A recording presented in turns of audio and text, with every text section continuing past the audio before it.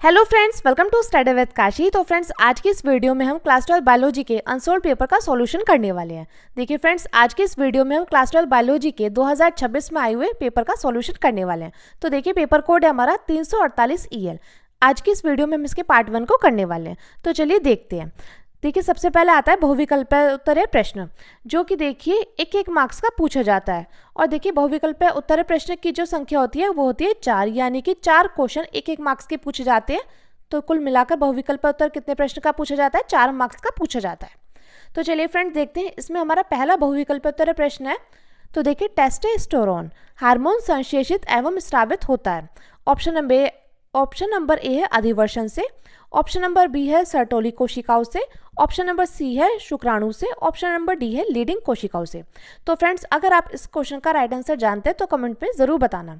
तो देखिए, बात करें टेस्टोस्टेरोन हार्मोन संश्लेषित एवं स्रावित होता है तो अधिवर्षण से होता है, सर्टोली कोशिकाओं से होता है, या शुक्राणु से होता है, या लीडिंग कोशिकाओं से होता है। तो देखिए फ्रेंड्स, ऑप्शन नंबर डी बिल्कुल सही हो जाएगा, यानी कि लीडिंग कोशिकाओं से। तो टेस्टोस्टेरोन जो हार्मोन होता है वो संश्लेषित एवं स्रावित होता है लीडिंग कोशिकाओं से। तो डी ऑप्शन बिल्कुल सही हो जाएगा। देखिए फ्रेंड्स, हर साल क्या होता है, हर साल 7 पेपर सेट बनते हैं जो कि हर जिले के अलग अलग होते हैं। तो देखिए, अगर आपने ये तैयार कर लिया ना तो आपको 70 में से 70 नंबर लाने से कोई नहीं रोक सकता है। ठीक है फ्रेंड्स, क्योंकि देखिए हमारा जो रिटर्न एग्जाम होता है वो आता है 70 मार्क्स का। तो देखिए, अगर आपने 2020 से 2026 तक जितने भी क्वेश्चन पेपर आए हुए हैं, अगर आपने ये अच्छे से तैयार कर लिए ना अब भी, तो आपको 70 में से 70 नंबर लाने से कोई नहीं रोक सकता है। तो फ्रेंड्स, अगर आप हमारे चैनल पर नए हैं तो चैनल को जरूर सब्सक्राइब कर लेना और वीडियो को लाइक शेयर कमेंट करना मत भूलना। और फ्रेंड्स, वीडियो को ज़्यादा से ज़्यादा लोगों में शेयर जरूर करना। अब देखिए, अगला क्वेश्चन है हमारा ख, पारंपरिक मेंडलीय द्विसंकर क्रॉस का फिनोटिपिक अनुपात होता है। तो क्या होता है इसका फिनोटिपिक अनुपात? 1:2:1 होता है, या 3:1 होता है, या 9:7 होता है, या 9:3:3:1 होता है। तो फ्रेंड्स, कमेंट करके जरूर बताइएगा प्रश्न नंबर 1 के ख का कौन सा ऑप्शन सही हो जाएगा। तो बात करें पारंपरिक मेंडलीय द्विसंकर क्रॉस का फिनोटिपिक अनुपात होता है, तो ये हो जाएगा हमारा 9:3:3:1, यानी कि डी ऑप्शन बिल्कुल सही हो जाएगा। अब देखिए फ्रेंड्स, अगला क्वेश्चन है हमारा प्रश्न नंबर 1 का ग, डीएनए के भीतर विशिष्ट स्थान पर काटने वाला एंजाइम कहलाता है। तो क्या कहलाता है? एक्सोन्यूक्लियेज, या एंडोन्यूक्लियेज, या लाइगेज, या पॉलीमरेज। तो कमेंट करके जरूर बताइएगा कि डीएनए के भीतर विशिष्ट स्थान पर काटने वाला एंजाइम कहलाता है एक्सोन्यूक्लियेज, एंडोन्यूक्लियेज, लाइगेज, या पॉलीमरेज। तो देखिए फ्रेंड्स, इसमें हमारा ऑप्शन नंबर बी बिल्कुल सही हो जाएगा कि डीएनए के भीतर विशिष्ट स्थान पर काटने वाला एंजाइम कहलाता है, तो कहलाता है एंडोन्यूक्लियेज। अब देखिए, अगला क्वेश्चन है हमारा प्रश्न नंबर 1 का घ, जिन निम्न में से समष्टि का विशिष्ट गुण होता है। तो हमें इसमें से बताना है कि समष्टि का विशेष गुण क्या होता है। जन्म दर होता है, मृत्यु दर होता है, लिंग अनुपात होता है, ये उपरोक्त सभी होता है। तो देखिए, बात करें समष्टि के विशिष्ट गुण के बारे में, तो जन्म दर भी होगा, मृत्यु दर भी होगा, लिंग अनुपात भी होगा, यानी कि ऑप्शन नंबर डी बिल्कुल सही हो जाएगा। तो देखिए फ्रेंड्स, अब तक हमने 4 बहुविकल्पीय प्रश्न करे हैं। तो देखिए, आप इसमें टेस्ट करना अपना कि आपके कितने बहुविकल्पीय प्रश्न सही गए हैं। और देखिए, आप 4 में से बताना आपके कितने बहुविकल्पीय उत्तर प्रश्न सही गए हैं। ठीक है फ्रेंड्स, कमेंट करके जरूर बताना। अब देखिए, बात आती है अति लघु उत्तरीय प्रश्न की। तो देखिए, अति लघु उत्तरीय प्रश्न आपके बोर्ड एग्जाम में डायरेक्टली 5 पूछे जाते हैं। और देखिए, हर अति लघु उत्तरीय प्रश्न पूछा जाता है 1-1 मार्क्स का, यानी कि कुल मिलाकर 5 मार्क्स के क्या पूछे जाते हैं? 5 मार्क्स के पूछे जाते हैं अति लघु उत्तरीय प्रश्न। तो देखिए फ्रेंड्स, इसमें हमारा प्रश्न नंबर 2 का है अनु उन्मील्य परागणी पुष्प में होने वाला परागण का नाम लिखिए, इसका एक उदाहरण दीजिए। तो हमें यहाँ पर क्वेश्चन में पूछा गया है कि अनु उन्मील्य परागणी पुष्प में होने वाले परागण का नाम लिखना है और इसका एक उदाहरण भी देना है। तो हम यहाँ पर लिखते हैं अनु उन्मील्य परागणी पुष्पों में होने वाले परागण को स्वपरागण कहते हैं। क्या कहते हैं? इसको हम बोलते हैं स्वपरागण, जिसको इंग्लिश में बोलते हैं सेल्फ पॉलिनेशन। ठीक है फ्रेंड्स, अब इसमें बोला गया है इसका एक उदाहरण दीजिए, यानी कि हमें इसका एक उदाहरण देना है। तो बात करें उदाहरण की, उदाहरण इसका मटर होता है, मूंगफली होता है, कोमोलिने होते हैं। तो फ्रेंड्स, आप या तो मटर लिख लीजिए, मूंगफली लिख लीजिए, या कोमोलिने लिख दीजिए, तीनों ही सही हो जाएंगे। ठीक है फ्रेंड्स, तो उन्मील्य परागणी पुष्प में होने वाले परागण का नाम क्या है? तो परागण का नाम है स्वपरागण, जिसको हम सेल्फ पॉलिनेशन भी बोलते हैं। तो इसका एक उदाहरण आपकी जो भी मर्जी है, मटर लिख लीजिए, मूंगफली लिखिए, कोमोलिने लिखिए, तो आपने इसमें से अगर कोई सा भी लिखा तो आपके पूरे में से पूरे मार्क्स आ जाएंगे। अब देखिए अगला क्वेश्चन है प्रश्न नंबर 2 का ख। मनुष्य के प्राथमिक शुक्र कोशिकाओं और द्वितीयक अंडक में कितने गुणसूत्र पाए जाते हैं? तो हमें बताना है कि मनुष्य के प्राथमिक शुक्र कोशिकाओं और द्वितीयक अंडक में कितने गुणसूत्र पाए जाते हैं। तो देखिए बात करें मनुष्य के प्राथमिक शुक्र कोशिकाओं में 46 गुणसूत्र पाए जाते हैं। कितने गुणसूत्र पाए जाते हैं? तो मनुष्य के प्राथमिक शुक्र कोशिकाओं में कितने गुणसूत्र पाए जाते हैं फ्रेंड? 46। और द्वितीयक अंडक में कितने गुणसूत्र पाए जाते हैं? तो 23 गुणसूत्र पाए जाते हैं।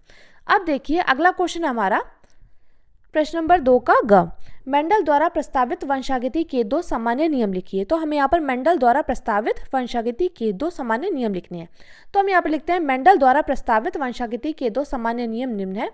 फर्स्ट है प्रभाविता का नियम और दूसरा है पृथक्करण का नियम। तो मेंडल द्वारा प्रस्तावित वंशागति के सामान्य नियम कौन कौन से हैं? पहला है प्रभाविता का नियम और दूसरा है पृथक्करण का नियम। अब देखिए अगला क्वेश्चन है हमारा इसमें। तो देखिए अगला क्वेश्चन है प्रश्न नंबर 2 का घ। इसमें हमसे पूछा गया किन्हीं 2 आलिंग क्रोमोसोम संलग्न अप्रभावी विकार का नाम लिखिए। तो हमें यहाँ पर किन्हीं 2 आलिंग क्रोमोसोम संलग्न अप्रभावी विकार का नाम लिखना है। तो हम यहाँ पर लिखते हैं किन्हीं 2 आलिंग क्रोमोसोम संलग्न अप्रभावी विकारों के नाम निम्न है। फर्स्ट है सिकल सेल एनीमिया। क्या है? फर्स्ट है सिकल सेल एनीमिया और सेकंड है सिस्टिक फाइब्रोसिस। तो देखिए फर्स्ट है सिकल सेल एनीमिया और सेकंड है सिस्टिक फाइब्रोसिस। अब देखिए फ्रेंड्स प्रश्न नंबर 2 का ड है। ऐसे पारतंत्र का उदाहरण दीजिए जहां जैव मात्रा का पिरामिड उल्टे अवस्था में होता है। तो हमें यहाँ पर ऐसे पारतंत्र का उदाहरण देना है जहां जैव मात्रा का पिरामिड उल्टी अवस्था में होता है।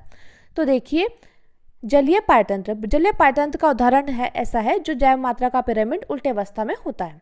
अब देखिए फ्रेंड्स बात करते हैं लघुत्तरीय प्रश्न फर्स्ट की। यानी कि देखिए ये लघुत्तरीय प्रश्न 2-2 मार्क्स के पूछे जाते हैं जो कि 5 होते हैं।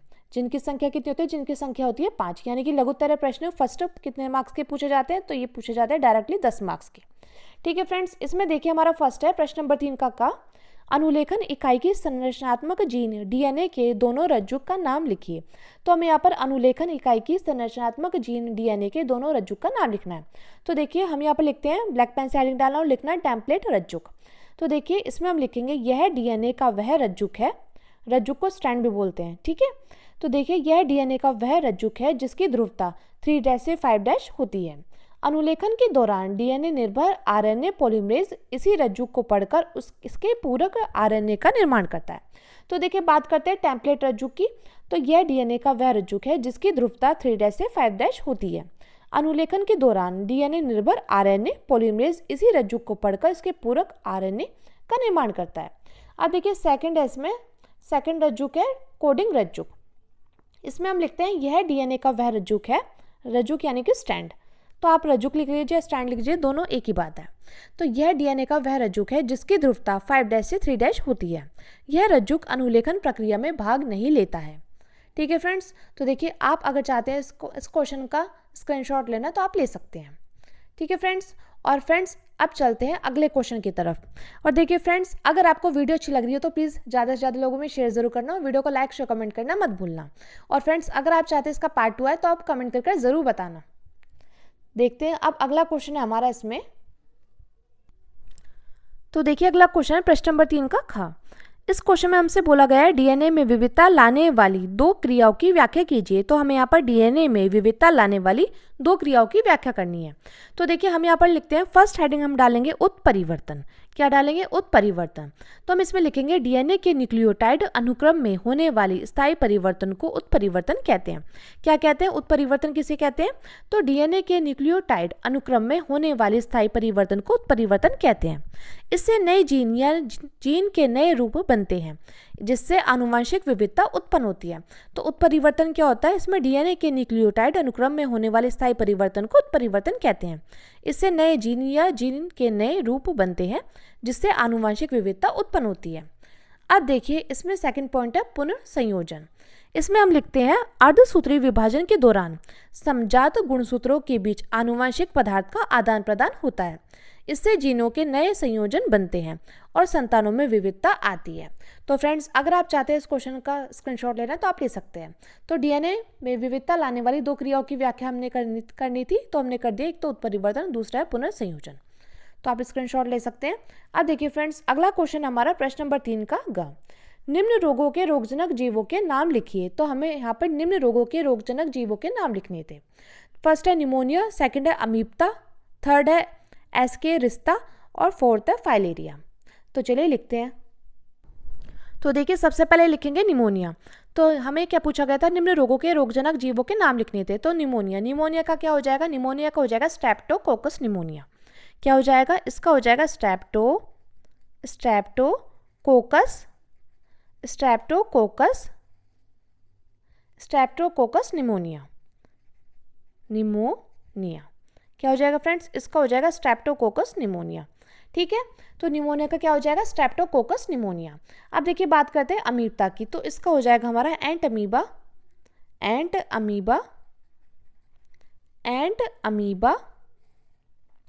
हिस्टोलिटिका।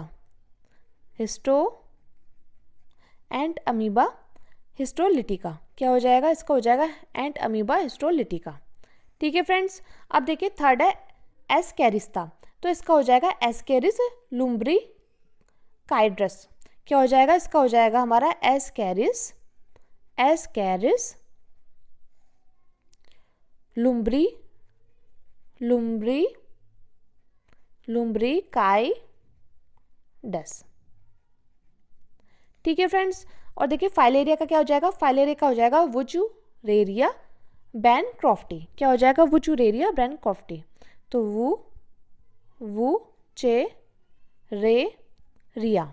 क्या हो जाएगा, वुचेरेरिया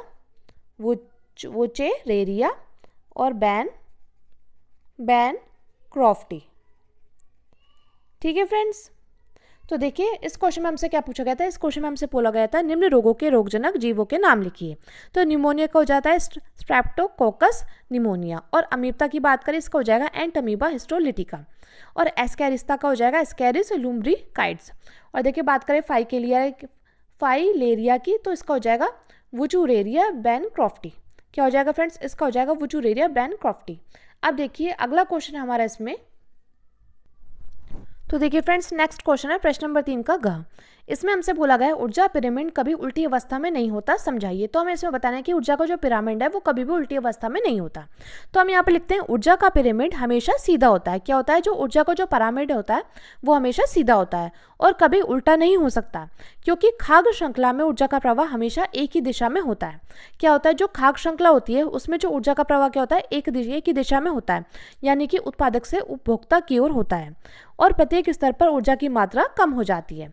तो देखिए क्वेश्चन में हमसे क्या पूछा गया था, क्वेश्चन में हमसे बोला गया था ऊर्जा पिरामिड कभी उल्टी अवस्था में नहीं होता है, समझाइए। तो ऊर्जा का पिरामिड हमेशा सीधा होता है और कभी उल्टा नहीं हो सकता, क्योंकि खाद्य श्रृंखला में ऊर्जा का प्रवाह हमेशा एक ही दिशा में होता है और उत्पादक से उपभोक्ता की ओर होता है, और प्रत्येक स्तर पर ऊर्जा की मात्रा कम हो जाती है।